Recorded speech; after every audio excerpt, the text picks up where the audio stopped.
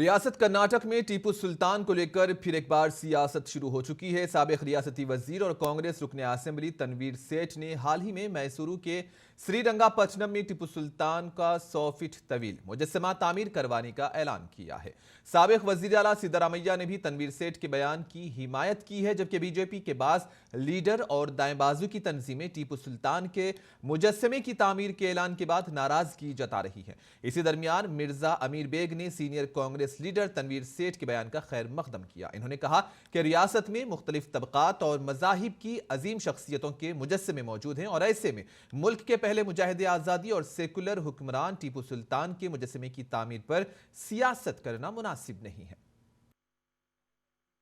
حضرت ٹیپو سلطان شہید رحمۃ اللہ علیہ، ان کی یاد میں جتنا بھی مناؤ، جتنی بھی تعریف کرو، ان کے تعلق سے لے کر بہت کم ہے، میں سمجھتا ہوں۔ لہٰذا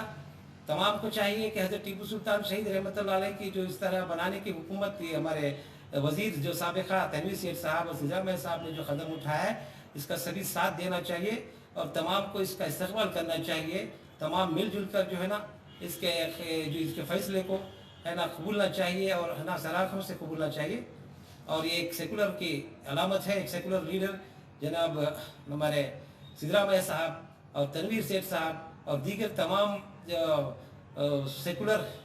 ذہن رکھنے والوں سے میں یہ اپیل کرتا ہوں، اور دیگر جو فرقہ پرست تنظیمیں ہیں ان کے اس طرح کے شوشے یا ان طرح کے باتیں نہیں چلے گی، کیونکہ حقیقت جو ہے وہ چھپ نہیں سکتی۔